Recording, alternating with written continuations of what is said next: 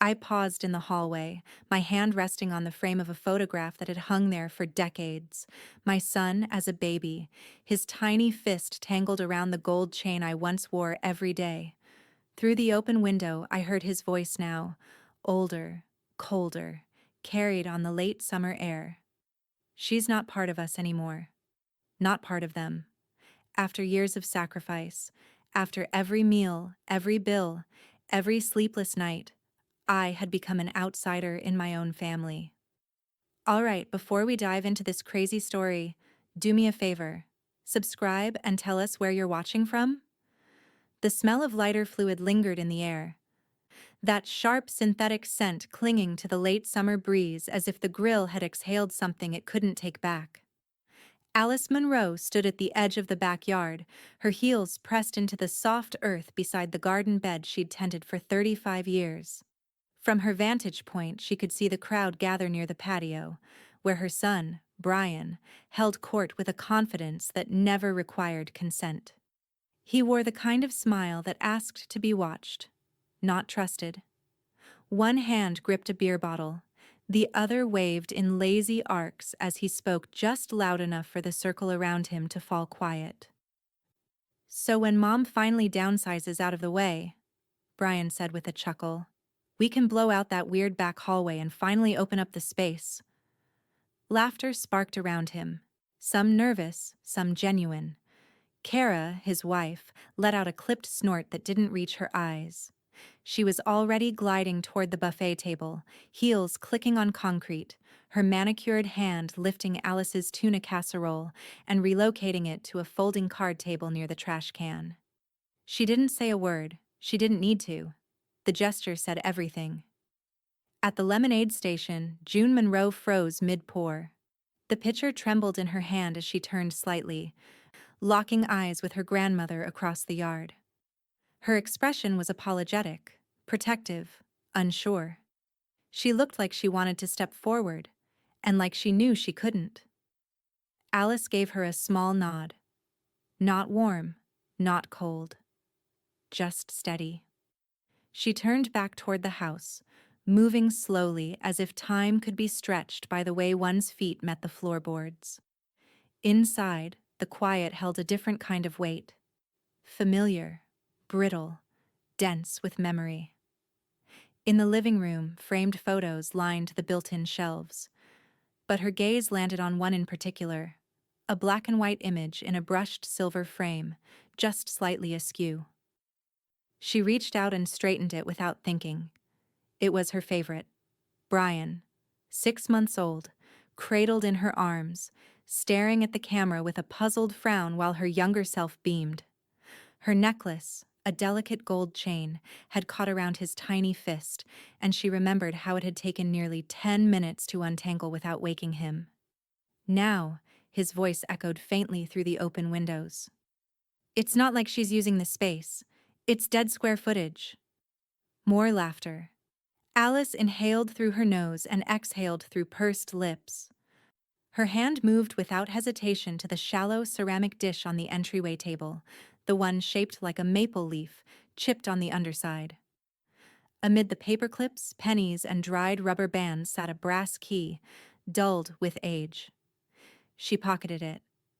Her other hand closed around the small spiral notepad beside the dish, the cover embossed with tiny pressed violets.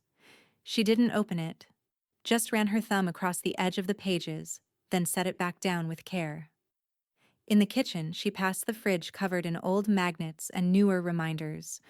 Kara's bakery business card was pinned next to a charity gala flyer Brian had donated her name to. None of them mattered now. Not anymore. She paused by the back door, hand resting on the knob. The screen buzzed faintly, torn slightly at the bottom, a flaw Kara had mentioned loudly at Thanksgiving. Through it, the party throbbed on. White wine in plastic cups, jokes with too much volume, laughter with too little warmth. Alice didn't open the door. Not yet. She looked down at her hand, the one that had held Brian in that photograph, the one that had once sewed buttons onto his favorite flannel, paid for his first semester when he didn't qualify for scholarships, signed the loan papers for his second house. Then she let her hand fall back to her side. No announcement, no scene. She slipped out the front door instead, where no one would see her go. The sun hadn't yet burned the dew off the marigolds outside Alice Munro's dining room window. The house, quiet now, not just from the absence of people, but from decision, felt sturdier than it had the night before. Still, Alice moved with caution, as if disturbing the dust might unseal things she wasn't ready to remember. She laid a linen tea towel over the kitchen table before placing the blue binder down. The towel wasn't necessary. It wasn't about protecting the table. It was about respect. Some objects carried more weight than their form suggested. The binder was thick, utilitarian, unremarkable on the outside. A strip of masking tape along the spine bore her handwriting in block letters. Beneficiaries and titles. There were no flourishes. Alice had always believed clarity was kinder than comfort. She opened it to the first page, where a printed table of contents was tucked into a clear plastic sleeve.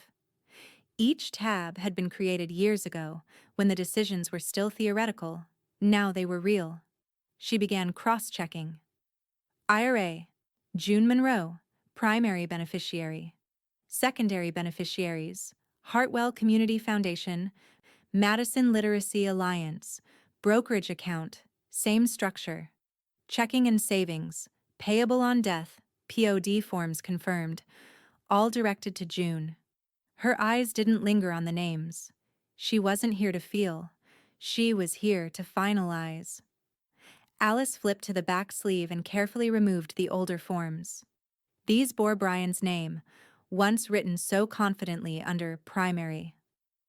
A time when she believed he would understand stewardship, not entitlement. She uncapped her red pen. Across the top margin of each outdated form, she wrote with precision. Removed, superseded on 03/14/2023. The date mattered. It always mattered. Next came the house. She opened a manila folder marked Property, 126 River Birch Lane, and reviewed the deed, her eyes scanning with the practiced precision of a teacher who had read thousands of essays and still caught every comma splice. The title was clear. Monroe Living Trust Revocable. Executed and recorded 2 years ago. Successor trustee, Ellen Brooks. She'd chosen Ellen not for their friendship, but for her detachment. A paper surgeon, she'd called her once. Alice marked the page with a green tab and wrote on it, House. She reached for a stack of Post-it tabs and began labeling each with neat, unwavering script. Accounts, personal effects letters. Each section received its color, its placement, its logic. It wasn't just about organization. It was about saying, I thought of everything, even if you didn't. She pulled out a fresh 3x5 index card and, with her favorite fountain pen, gifted to her by the faculty board when she retired, she wrote a single line. Album, Brian. Everything else, as designated. No emotion clouded the strokes of her handwriting. It was all ink and intention. She slipped the card into the sleeve labeled Personal Effects, behind a typed document outlining who would receive her jewelry, her books, and the antique music box her own mother had kept beside her bed. The house creaked above her, the way it always did when it was settling, or remembering. Alice closed the binder and placed it back in the cabinet drawer, aligning it between the property tax records and community involvement folders. Her fingers hesitated for just a second on the edge before she slid the drawer shut. In the silence that followed, she sat back in her chair and folded her hands in her lap. No triumph, no regret, just stillness. This wasn't revenge. That would require anger, and Alice had none left to spare. This was relief. A form of mourning that didn't ask for permission. She took one long breath, filling her chest, then let it out slowly, evenly, like lowering a curtain at the end of a very long performance. The lobby of Madison Community Bank smelled faintly of pine cleaner and printer toner. Outside, the traffic along John Nolan Drive moved like a slow current, but inside, time felt like it had paused for Alice Munro. She adjusted the strap of her leather handbag and moved with quiet confidence toward the customer service desk. A young teller with chipped polish and a rehearsed smile asked her if she had an appointment. Alice offered a polite nod. "Victor Hale, please." The teller's smile sharpened. "One moment, ma'am." A few minutes later, Victor emerged from behind a glass door, all gray tie and navy vest, his posture as exact as Alice remembered. He'd once been a student in her adult civics seminar, back when he was studying for his Series 7 exam. He had listened more than most. "Alice," he said, warmly but not casually, "come on back." They moved through the bank's quieter corridors, past rows of desks with phones that didn't ring. Victor opened a side door to a private client room, just a table, 2 chairs, and a tall ficus plant trying its best in the filtered light. Alice sat, placing her bag carefully on the floor. Victor retrieved a folder from a locked drawer and set it between them. "Let's start with confirmations," he said, flipping the folder open. "We've got the IRA, brokerage, and checking, all listed with June as the primary. Hartwell and Madison literacy as contingents." Alice leaned forward and reviewed each line as he slid the papers across the table. He didn't rush her. She appreciated that. He continued, "I've added Ellen Brooks as your trusted contact, with June as secondary." "Good," Alice said, resting her fingers on the table's edge. "If anything happens, confusion, attempts, pressure, I want Ellen called before any changes are even discussed." "I've flagged the system," Victor said, tapping his screen. "In person only, no phone or email changes allowed, and I added a hard note under your profile. Contact attorney if presented with new paperwork." "That okay?" Alice nodded once. He set the next document in front of her. "This is to formally close the joint savings account you and Brian opened in 2002. Still active, but barely. He hasn't touched it since 2018. "I know," she replied, "but I won't leave open doors behind me." Victor watched her as she signed, initials neat and symmetrical. He wasn't sentimental. Not really. But there was something about the way she handled decisions that made him think of surgeons or map makers. People who understood that mistakes could be small and still irreversible. She handed the form back. "I want to open a new account under the trust. A fresh ledger. No ties." He opened a new form, typing as they spoke.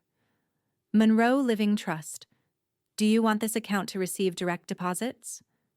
"Yes. Social Security, pension, anything that still has a pulse." Victor clicked the final fields, then printed. "Just so you're aware, trust accounts don't go through probate. If anything happens..." He hesitated. "That's the idea," Alice said, signing the first page. He slid the remaining pages across the table.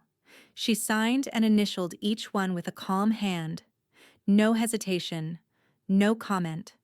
Just the sound of the pen on paper, steady as a metronome.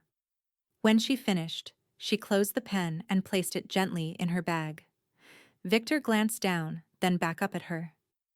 "Anything else you need from me?" She paused. Not because she didn't know, but because the next thing she said needed to be the last thing she said in this room. "If anyone comes here claiming to speak for me," she said, "check the signatures, then check the room." Victor gave a small nod, the kind that meant, "Understood. Entirely." Alice rose slowly but not stiffly, the kind of grace that came from a lifetime of standing on principles, and not folding. The dining table had been cleared, wiped down, and reset with a pitcher of cucumber water and a tray of untouched shortbread cookies. Kara had arranged them on a slate board diagonally, like a magazine photo. Alice noted this, but said nothing. She sat at the end of the table, spine straight, hands folded in her lap. The sunlight through the window fractured against the glass vase of artificial tulips Kara had brought from her staging company. Alice missed the wildflowers that used to grow freely in that corner, before the soil was buried under bark chips and intention. Brian stood beside the television cart, holding a remote like a CEO about to pitch a buyout. A MacBook buzzed open on the console behind him. Kara leaned against the doorway, arms folded, smiling like she'd already won. "Thanks for making time, Mom," Brian said, clicking the first slide. "We wanted to walk you through a few ideas for the house. No pressure, just possibilities." The first image was a digital floor plan. The second, a computer-rendered expansion, bright and sterile. Hardwood replaced with tile. Walls gone. French doors where her spice rack currently stood. And here, Brian tapped the screen. "We'd pull out that narrow hallway off your bedroom. Opens the whole main floor." June, seated 2 chairs away from Alice, frowned. "Grandma's room is her room." Brian chuckled. "For now, sure. But when the time comes..." Kara cut in, her voice light but firm. "We thought that wing could become a mudroom. Add a boot bench. Cubbies. Family-friendly, you know?" Alice did not flinch. She simply turned to June, whose shoulders were drawn tight as piano wire. Alice gave her a soft look, one that said, "Stay grounded. Don't interrupt a flood mid-surge." She waited for the next slide, an open-concept kitchen with marble counters. A pantry, where her grandfather's clock had stood since 1961. Then another slide, then another. Brian explained budget estimates. Kara noted resale value. It wasn't a presentation, it was an exorcism. They were already living in a version of the house where she was gone. When the final image vanished, Alice took her time reaching into her bag. She retrieved a single envelope, ivory and thick, and placed it on the center of the table like a verdict. "Thank you," she said, her voice even. The vision was illuminating.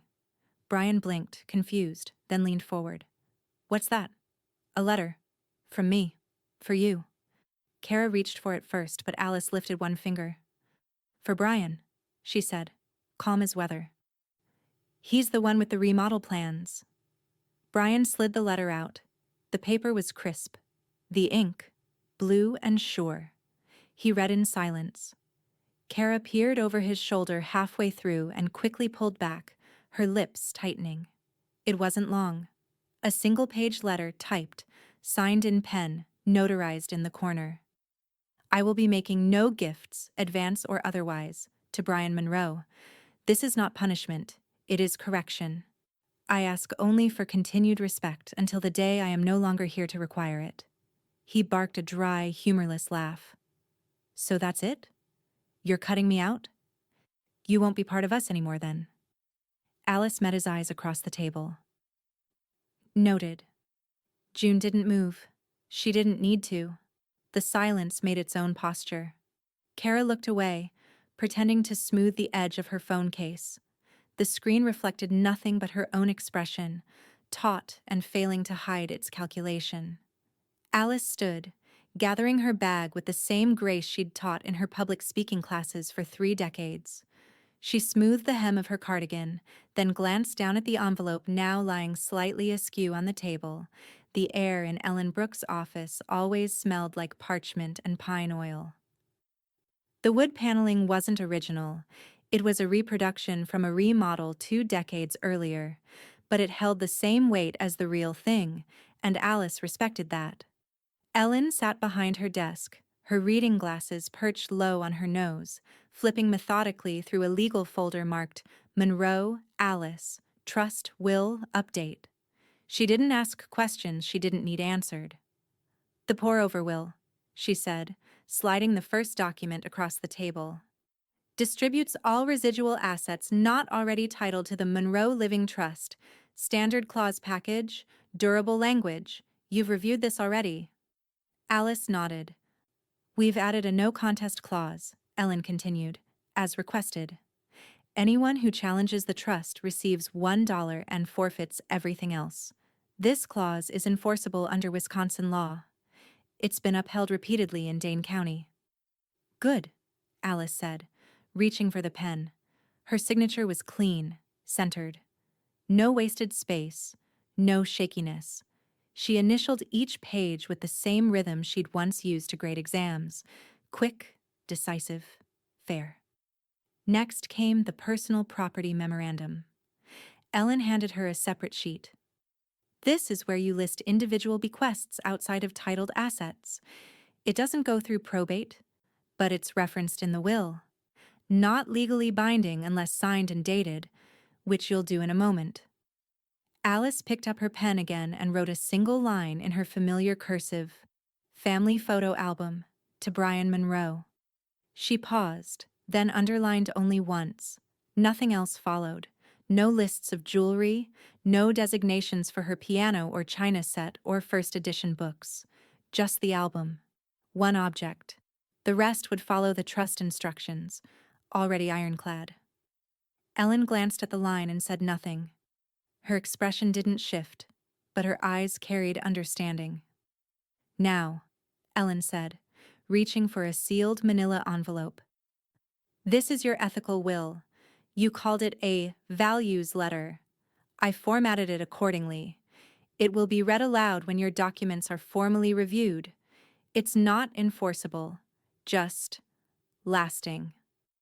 Alice took the envelope and ran a finger over the embossed seal. She didn't open it. She knew exactly what it said. She handed it back. "It stays closed until I don't." Ellen offered the faintest smile and placed the envelope into a flat archival folder. "I'll lodge a duplicate copy with the estate packet. We'll retain the original here.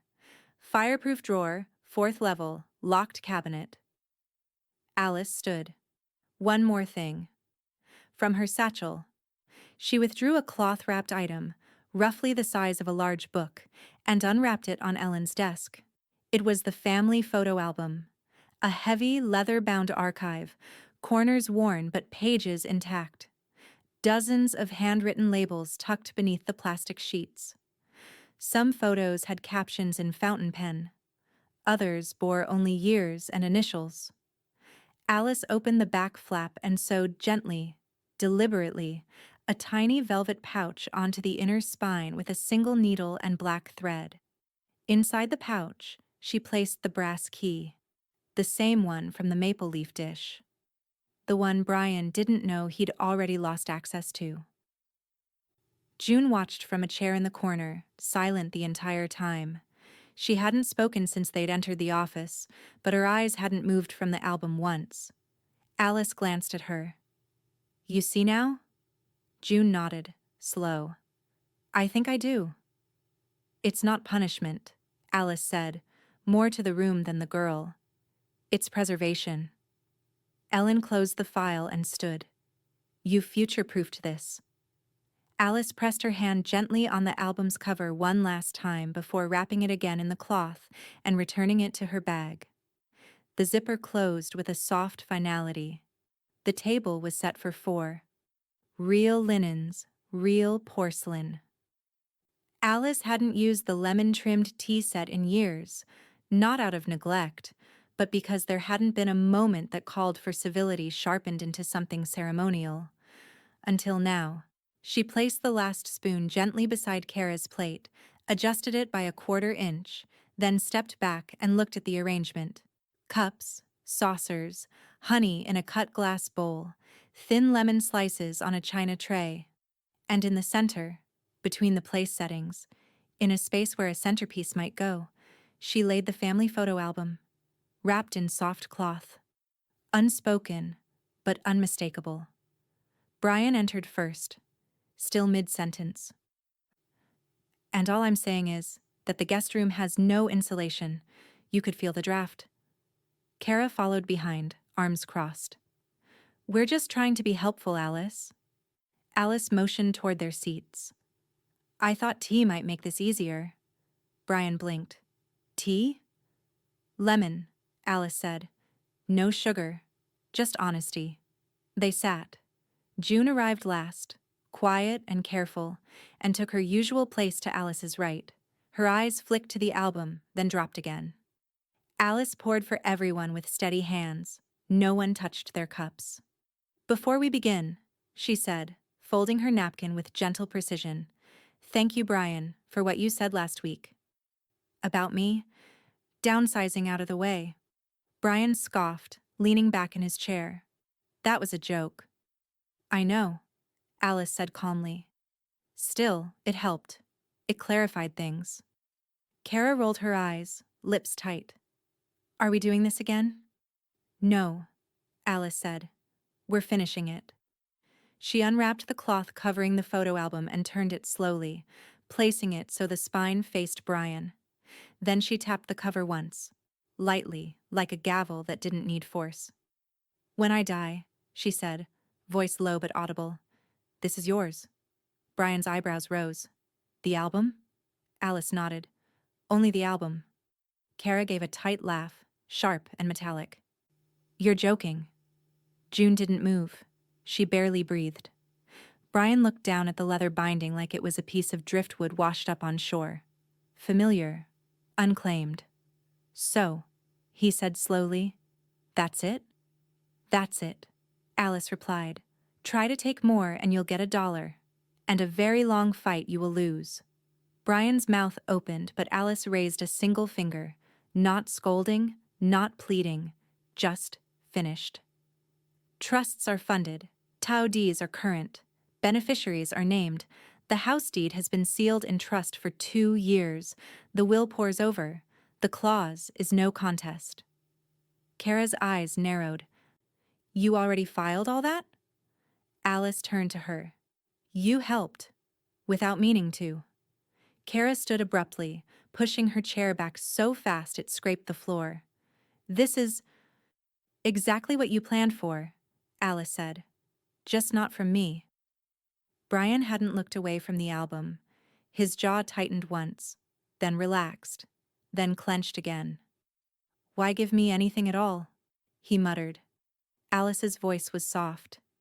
"Because despite everything, you're still my son. And because I believe memory is heavier than money, you can throw away an inheritance. You can't unknow a childhood." The silence around the table wasn't hollow. It was full.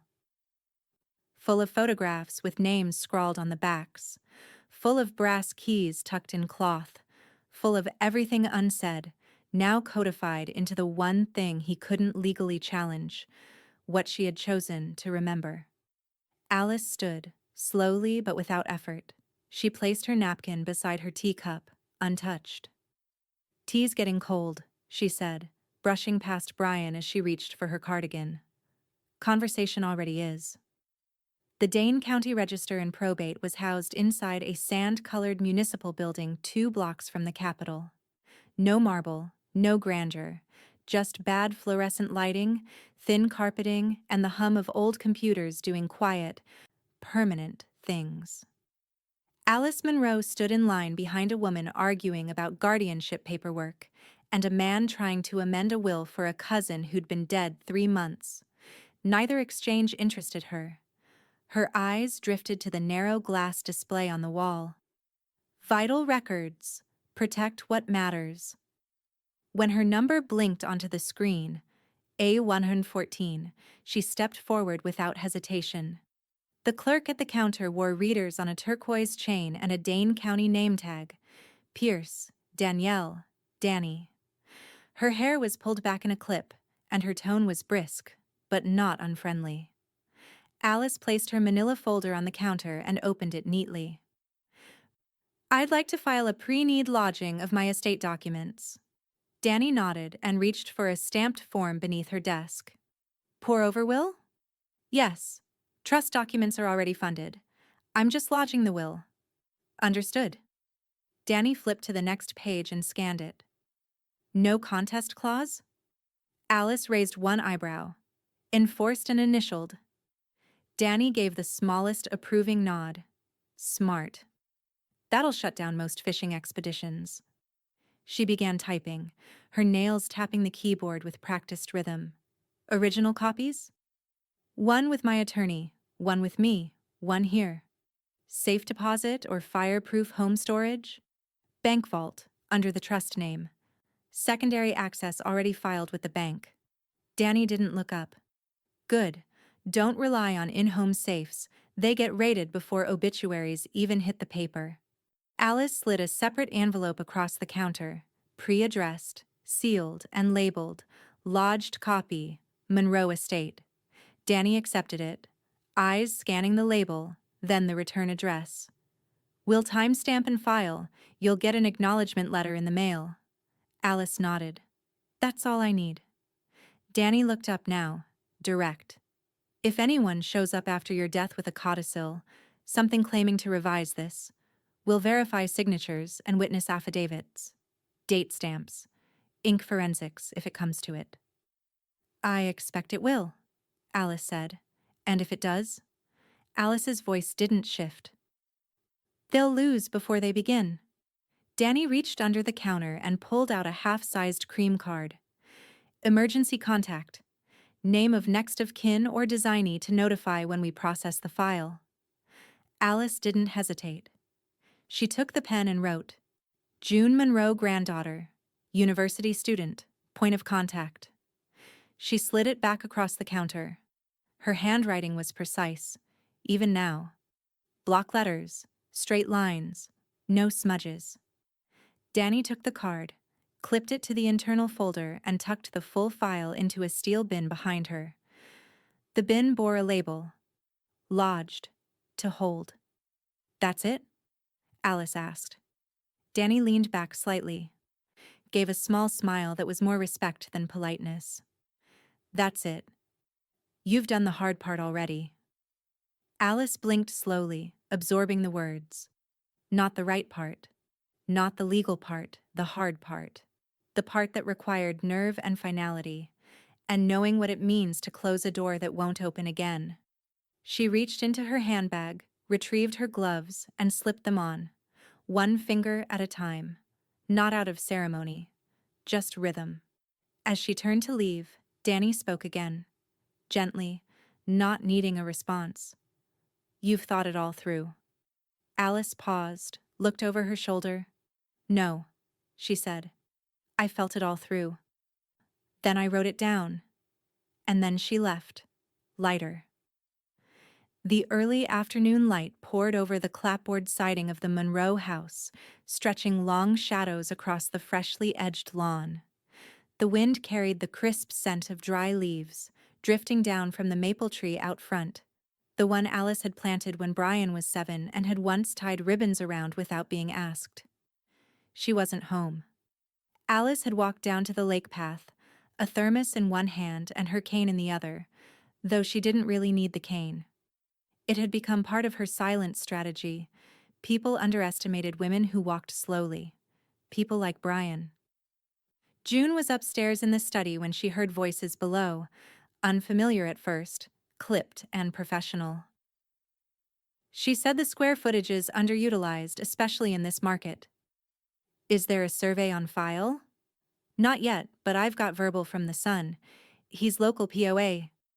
June's stomach dropped. She crept to the window and peered through the side curtain. A tall woman in navy heels stood in the front yard, a branded clipboard in her hand and a real estate brochure tucked beneath her arm. Brian was with her, gesturing toward the hedges as if they were his to replace. June's fingers flew across her phone. June, texting. Grandma, are you close? Brian's here with a realtor. Alice, texting. 3 blocks. Don't engage, just watch. It took Alice 6 minutes to return. She arrived like a breeze turning cold, without sound, but impossible to ignore. She walked past the parked Mercedes with a vinyl-wrapped logo that read, Everson and Tate Realty, past the woman checking comps on a tablet, and up the front steps with a measured calm that made June feel like history was being written in real time. Excuse me, Alice said, addressing the realtor. Has someone invited you to evaluate this property? The woman turned, professional smile flickering. We were told the owner's son has power of attorney. He doesn't, Alice said. And even if he did, This property is held in trust. Monroe Living Trust. I am the grantor and current trustee. There is no POA. There is no listing. There is no sale. Brian's eyes narrowed. You're making a fool of yourself. Alice turned to him, fully, for the first time. I finished that yesterday, she said evenly. Then she pulled a laminated copy of the trust deed from her bag and handed it to the realtor like a lecture note. You'll find the deed was transferred to the trust 2 years ago, recorded with the Dane County Register of Deeds. You'll also find my estate attorney's name, in case you'd like to double-check before proceeding with any false representation of authority. The woman skimmed the page. Color drained from her cheeks. I apologize, Ms. Monroe. We were told— I know what you were told, Alice said. That's why I record everything. She pulled her phone from her coat pocket and snapped a photograph of the agent's badge, zoomed in on the logo and license number, then the car's plate. Thank you, she said, still polite. Your firm will be receiving a letter from my attorney. You're free to go. The woman backed away, mumbling apologies, and made for the car. Brian didn't move. Alice looked at her son, but not with fury, with clarity. You wanted to stake your claim, she said, voice low. But it turns out you don't own the land. She walked inside without slamming the door. That wasn't her style. Inside, she sent a quick email to Ellen Brooks. Subject: Unauthorized realtor visit. Agent name: Meredith Langston Firm. Everson and Tate claimed POA. Attached photo. Please send notice to firm. False authorization. Trespass on trust property. In the silence that followed, June watched her grandmother lower herself into the armchair by the window. Not winded, not angry, but finished with the part where she had to prove anything. The university archives sat on the 3rd floor of a limestone building trimmed in ivy, just north of Library Mall. From the outside, it looked like a place where the past was gently stored. Inside, it was less forgiving. Controlled climate, restricted access, steel cabinets, security glass. Alice stood at the check-in desk, holding a canvas tote marked Community Events, Monona Region, Volume 2. The woman behind the plexiglass pane looked up, smiled as though she already knew. Marjorie Kent, the archivist said, emerging from behind the secure door. Her cardigan had a small coffee stain near the sleeve, and her lanyard was covered in enamel pins, Wisconsin history, Stonewall, a miniature book stack. Alice Monroe in the flesh. Still breathing, Alice replied. Still filing. They hugged briefly. Marjorie smelled like peppermint tea and a faint trace of ink. She led Alice and June, who had come quietly, notebook in hand, into a processing room lit by soft white LEDs and the hum of careful preservation. Alice set the tote on the table and unzipped it. Inside, dozens of sleeves containing photographs, flyers, typed minutes from neighborhood meetings, and annotated maps of the Monona corridor. Some pages were nearly translucent with age, others crisp with only a few fingerprint smudges to mark them. This is the 2nd volume, Alice said, unpacking with reverence. The first went to the Monona Public Library last year. This one covers 1982 to 2001. Marjorie leafed through the pages like a priest handling scripture. These are good, well-indexed, clean annotations. A lot of names, Alice. Names matter, Alice said, even if no one remembers the faces. Marjorie looked up. You want a future gift agreement? I want these preserved in perpetuity under my name, Alice said plainly. Alice Monroe Collection. No co-names. No in honor of. This is not a tribute. It's a record. Marjorie nodded slowly. I'll draft it tonight. Signed, witnessed, lodged with the dean's office. We can start digitizing select portions now if you're ready. June leaned in. I can help. I need internship credit anyway. Marjorie looked her over. appraising. You know how to log metadata? I learn fast. Alice smiled but said nothing. She pulled out a second bundle wrapped in linen. A narrower album. Older. Weathered at the edges. Not the family album, but a personal one. Inside were photographs from potlucks, protests, literacy drives, community gardening days, Juneteenth festivals, black and white turning to faded color across the decades. She ran her fingers over one particular page, a row of students holding handmade signs outside a shuttered library. In the corner, a young girl in a blue coat smiled with all her teeth missing. June leaned closer, then froze. "That's you," she whispered. Alice nodded. "That's me teaching you to file a city records request."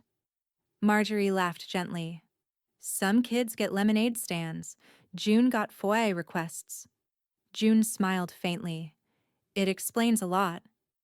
Alice turned to Marjorie, her voice quieting. "What about materials I don't want accessed right away?" "We seal what you say," Marjorie replied.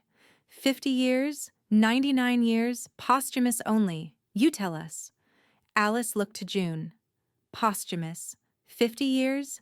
Sectioned by topic. Nothing personal until it can't embarrass anyone but me."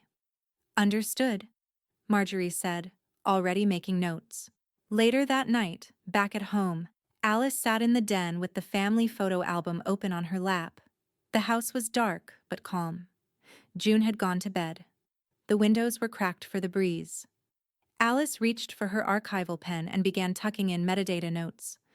Small labels beneath each page. Names, dates, context, cross-reference location codes from the map keys she'd drawn by hand in pencil and then inked over. She opened the final flap and checked the velvet pouch. The brass key was still there, cold and perfect. She tightened the stitch along the spine where the pouch was secured, reinforcing it with 2 loops. Then she turned to a photo from a fall afternoon decades ago. Brian, age 5, running across the yard with a red kite trailing behind him. His cheeks were flushed. He wasn't looking at the camera. He was looking at the sky. Alice's thumb hovered over the corner of the page, then pressed gently. The letter came on a Thursday. Delivered not to Alice, but to Ellen Brooks's downtown law office just off Capitol Square. White envelope, thick paper, an embossed letterhead that screamed expense rather than expertise. Subject: Family Mediation Demand, Estate of Alice Monroe Living. The language was civil, even syrupy, but beneath the legalese it boiled down to this: your client is of advanced age. We believe undue influence has occurred. Let's meet quietly and resolve this. Otherwise, we'll pursue challenge via trust litigation. Ellen skimmed it once, without reaction. Then she opened a drawer and began assembling a packet of her own. Inside it, a physician's letter from Alice's primary care provider, certifying full mental capacity as of the last appointment. The executed trust with 2 notarized witness affidavits and a time-stamped deed transfer. A certified pour-over will, with a clearly highlighted no contest clause. A folder of bank documents, TOD and POD beneficiary confirmations, account statements, and Victor Hale's note confirming trusted contact protocols.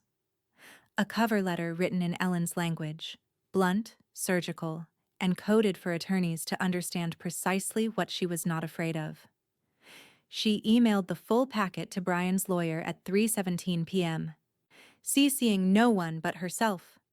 At 4:05, her phone buzzed once. No reply email. Just a 1-line voicemail transcription from the attorney.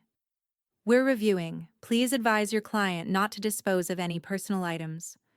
At 4:17, a second buzz, this time from Alice. "Alice. Let me guess. They took the bait but can't find the hook." Ellen. "They're trying to bite without bleeding." Alice. "Let them chew.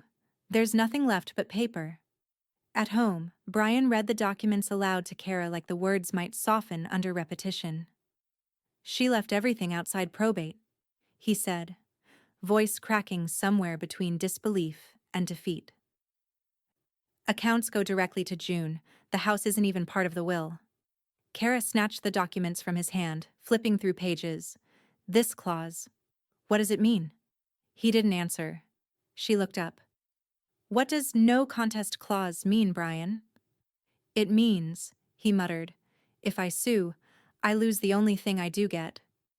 The album? The damn album! She laughed, once, high and short, like a hiccup of rage. So even if you win? I lose, Brian said, dropping into the kitchen chair. I lose everything. Kara leaned against the fridge, arms crossed, pacing mentally. Then call her bluff. Go public. Leak something. Mediate anyway. She's bluffing.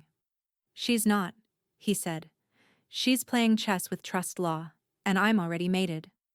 He rubbed his face hard, trying to erase whatever expression he'd been wearing. It didn't work. Kara stared at him for a long time, then, so, that's it? You're just going to let her win? He didn't answer. The silence told her everything she didn't want to hear. At Ellen's office, no further reply came. No legal notice, no mediation request, no follow-up. The calendar date for the proposed mediation came and went. Ellen marked it in her planner with a red check mark and wrote beside it in small, all-caps handwriting, "No action. Paper tiger." She faxed Alice a copy of the letter for her records. The note included a sticky tab on the margin. Everything held. Alice read it with a sense of closure, not because the attack had failed, but because it had never truly launched. The emergency room was bathed in blue light and the buzz of filtered air. Somewhere down the corridor, a monitor beeped in steady rhythm. The kind of rhythm Alice Munro used to trust before she learned that bodies, like families, don't always signal when they're about to betray you. Her lips were dry. The saline drip ran slow into her hand. The admitting nurse had used the phrase mild cardiac anomaly and dehydration due to stress. They were ruling out a heart attack, but Alice already knew the truth. It wasn't her heart that had failed. It was time reminding her that it wouldn't wait forever. In the recliner beside her hospital bed, June sat curled beneath a fleece blanket from the family room couch. Her earbuds dangled over her shoulder, phone clutched loosely in her hand. She'd fallen asleep around 2 a.m., mid-sentence. Alice studied her granddaughter's profile, the same slope to the nose, the same stubborn crease between the brows. June had stayed awake through triage, through intake, through 3 rounds of lab work and a chest x-ray. No tears, just questions, just presence. Alice moved carefully, reaching for the phone charging beside her on the tray table. She opened the camera app, flipped it to front-facing, and pressed record. The screen glowed cold and silent. "If you're seeing this," she said, her voice low but steady, "I'm not here anymore, which means the album is. Read the tabs. Look at the keys. Pay attention to the codes. The rest will make sense if you sit with it long enough."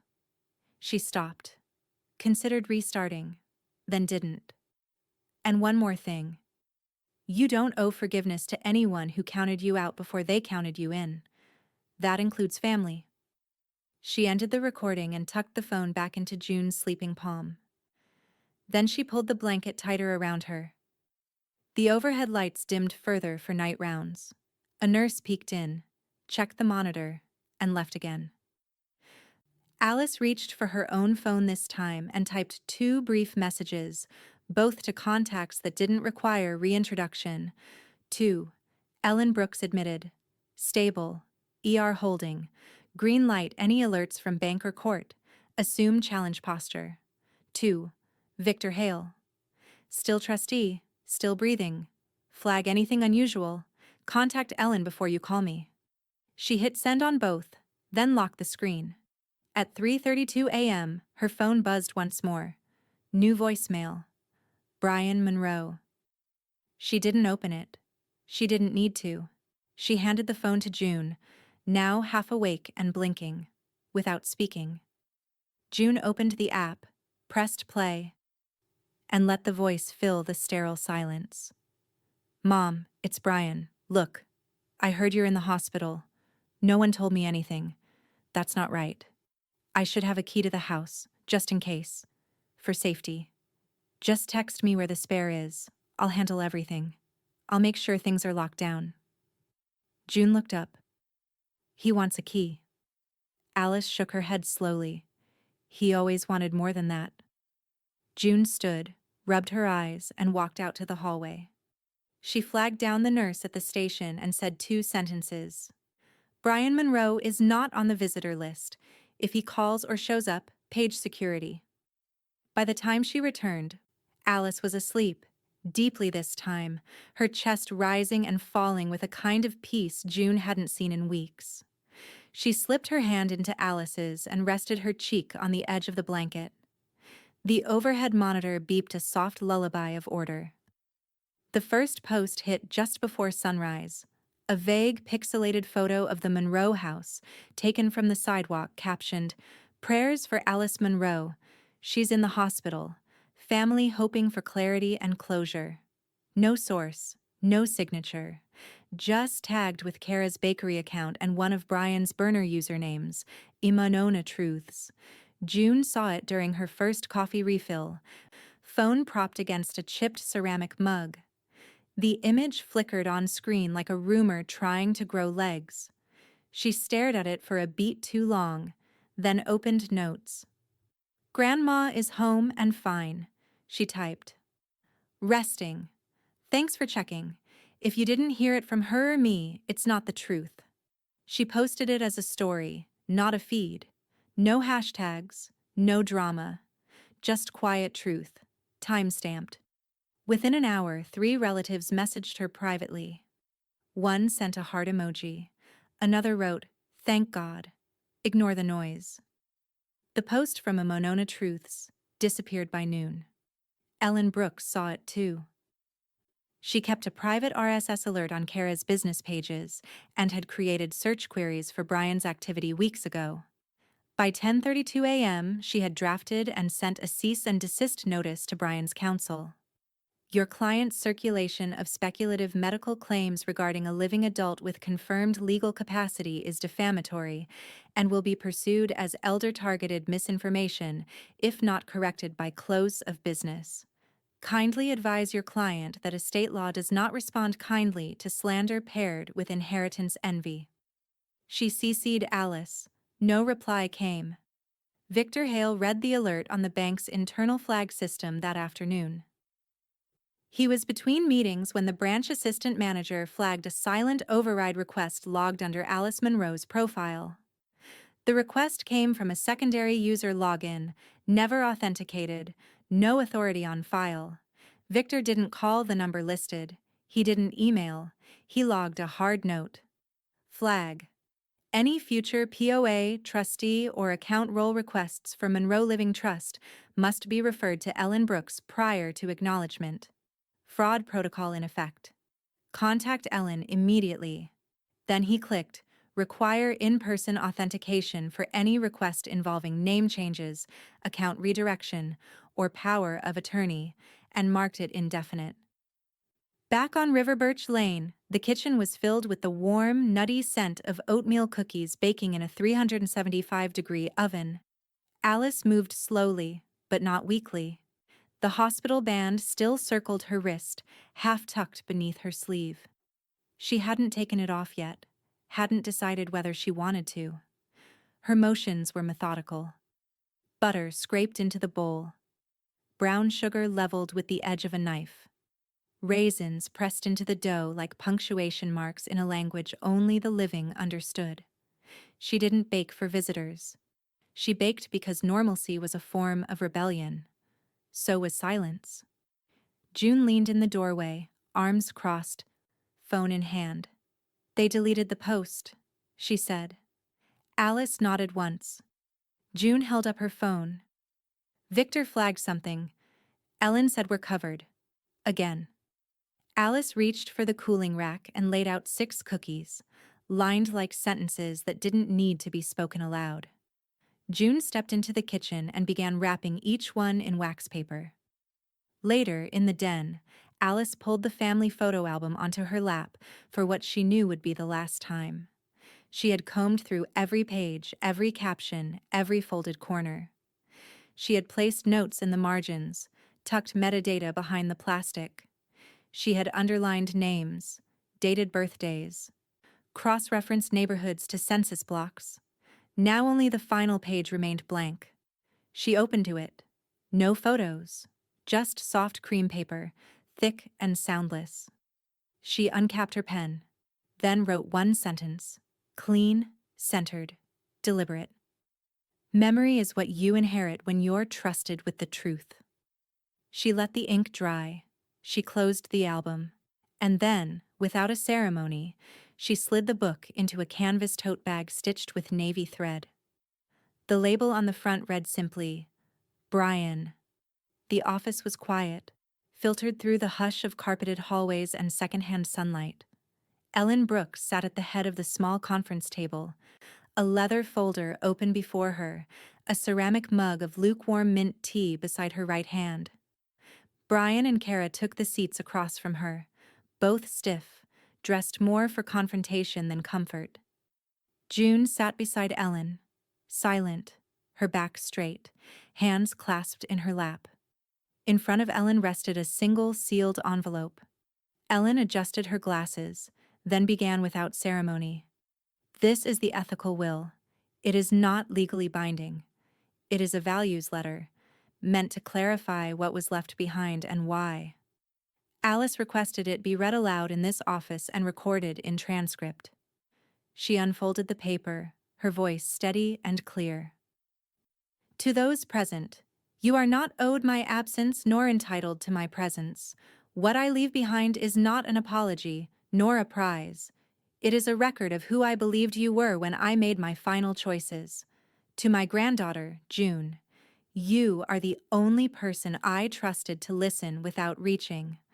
All financial accounts have been directed to you via payable on death arrangements as filed.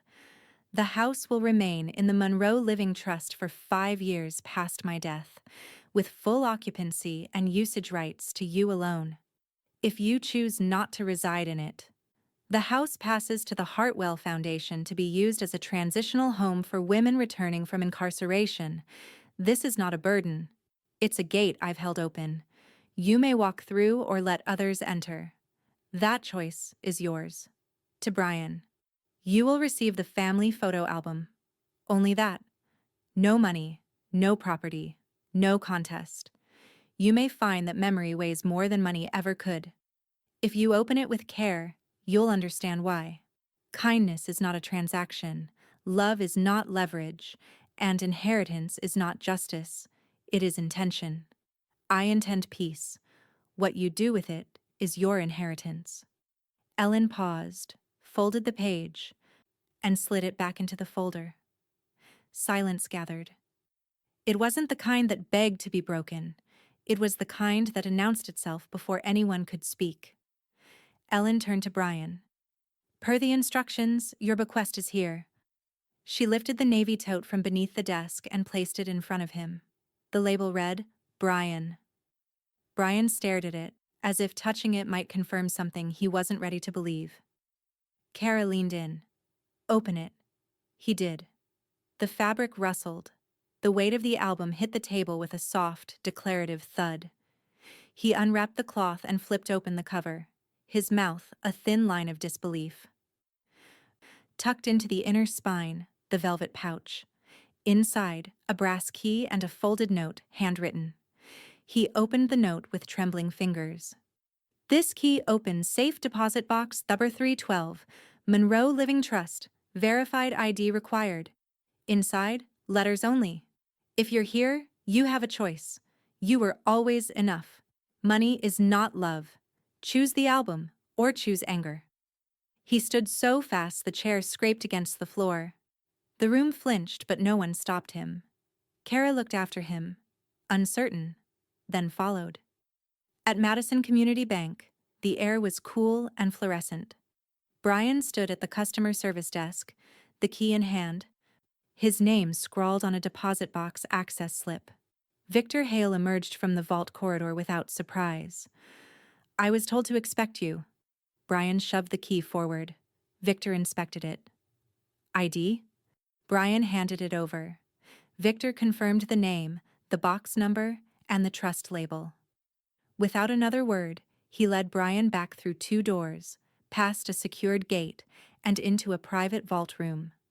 1 table, 1 chair, 1 steel box already waiting on the counter. Victor turned the key.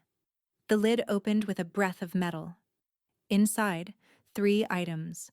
A bundle of letters in Alice's neat, looping cursive, each one addressed simply, "To Brian." A plastic spool, aged and cloudy, wound with red kite string. And a folded drawing of a rocket ship, done in crayon, signed, "Brian, age 6." Brian stared down at the contents. Then, slowly, he sank into the chair, as if his knees had stopped making sense. He picked up the drawing and unfolded it with both hands. The paper shook. The room was silent, cold, still. But something cracked. Not in the air, not in the box. In him. His thumb traced the rocket's crooked outline. A breath hitched in his throat. And for the first time in years, Brian didn't say a word. The lake window faced west, and in the early evening it caught just enough gold to soften everything it touched. June had rearranged the furniture, not out of rebellion, but because Alice always said homes should flex with the living. She'd turned the front parlor into a reading nook, not with new furniture, but with intention. A wide writing desk faced the glass. 2 stacked milk crates held her textbooks. A thrifted globe, a ceramic mug of pens, 1 sharp yellow highlighter. The chair was the only new thing, a second-hand velvet wingback she'd bought with her own savings. It didn't match the room. Alice would have liked that. The first week had been paperwork and quiet. The Hartwell Foundation sent a formal letter on thick paper acknowledging the pending trust remainder. Their letterhead had a single magnolia bloom in the corner. The executive director's handwritten note read, "Your grandmother knew what freedom felt like. Now others will too." The Madison Literacy Project sent a photo, a small wooden plaque that read, "The Alice Munro Scholarship Fund for those who turn the page, anyway." It was framed in the corner of their library's youth section. June forwarded it to Ellen, then printed a copy for the fridge. That Friday, Marjorie Kent emailed. Subject line, "Munro Archive, Exhibit Proposal. We'd like to display Volume 2 in the spring rotation. Neighborhood Eyes, Women Who Watched and Wrote It Down." "June, would you consider writing the curatorial note?" Alice asked about that before she passed. June reread it twice before replying. "Yes." 1 word. Enough. One night, just after sunset, a gray sedan pulled to the curb on River Birch Lane. It idled with its lights off. Brian didn't get out. June saw the car from the upstairs hallway window but didn't move. He stayed there, motionless, engine purring like a question he hadn't worked up the nerve to ask aloud. After 7 minutes, the brake lights flared. He drove off. No call came, no message, no second attempt. The next morning, Kara's name lit up June's phone 5 times in a row. All texts. "This isn't over. You manipulated her. Brian deserves more than a damn scrapbook. You'll see. This family doesn't forget." June blocked the number. She didn't reply. Not because she didn't have words, because she had too many, and none worth wasting. The house settled differently at night now. There were no creaks to fear, only reminders that it still stood, like Alice had planned for it to, like it was meant to. That evening, June placed fresh irises, purple, Alice's favorite, into the vase beside the reading chair. She didn't arrange them, just let them fall however they wanted to. She lit the beeswax candle Alice used to light before big decisions. She didn't know if this counted, but it felt close enough. Then she reached for the photo album. Not the scanned copy.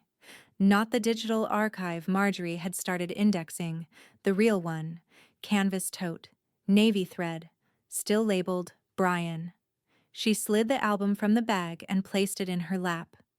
The pages had softened at the edges, handled, lived. She didn't flip through it this time.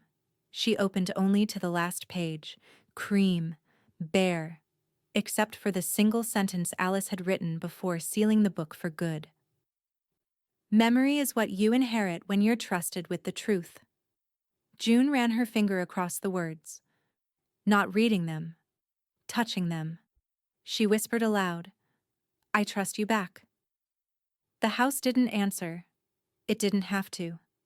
It had already held its side of the agreement. The university gallery smelled faintly of linen and lemon oil. Someone had polished the floors. The crowd moved slowly. Neighbors, alumni, students who came for the credit but stayed for the photographs.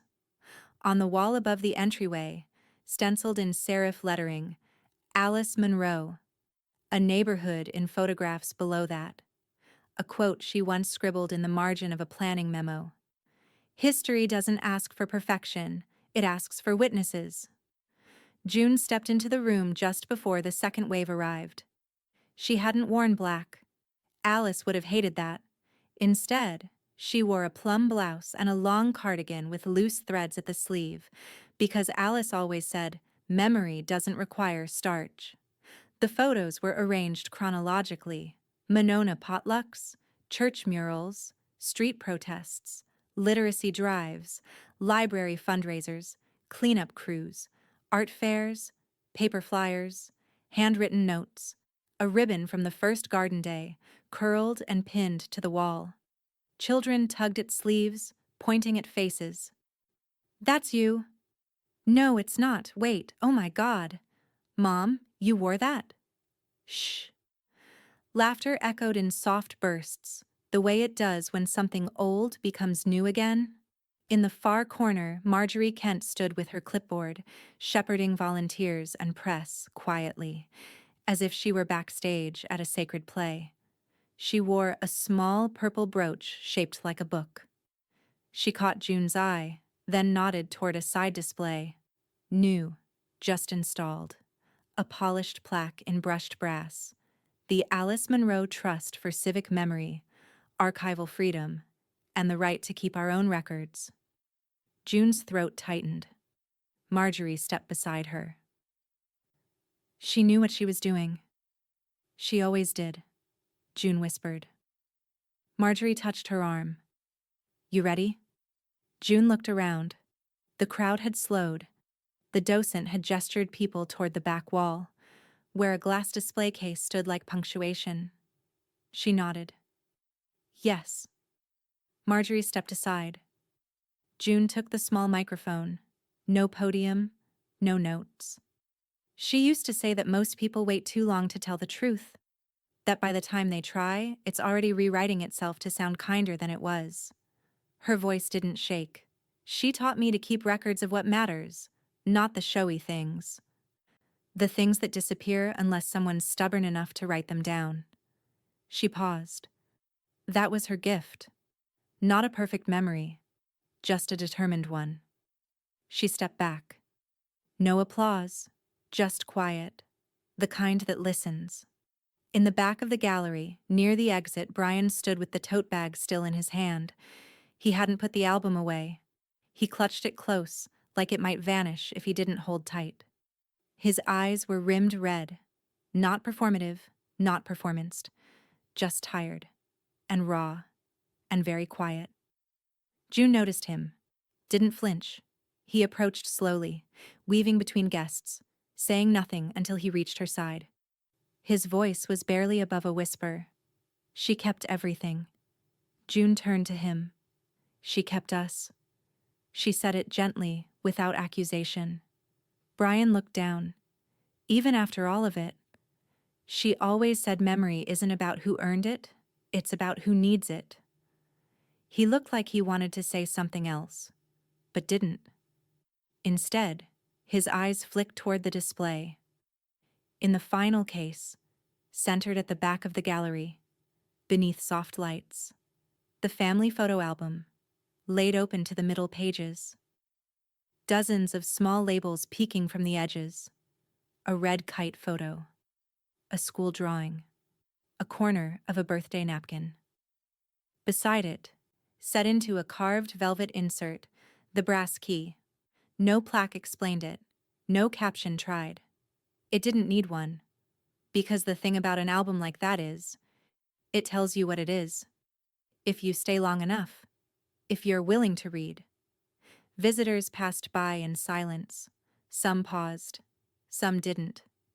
One child pointed at the kite photo. That one looks like flying. No one disagreed. June lingered as the lights dimmed for the evening rotation. A staff member brought out the protective cover for the night. A pane of archival glass, fingerprint-resistant, lockable. She watched it lower, watched the key catch the light one last time. Watched the album settle into stillness, nothing missing, nothing owed. He said I wasn't part of them anymore, so I left him the one thing that proves I always was.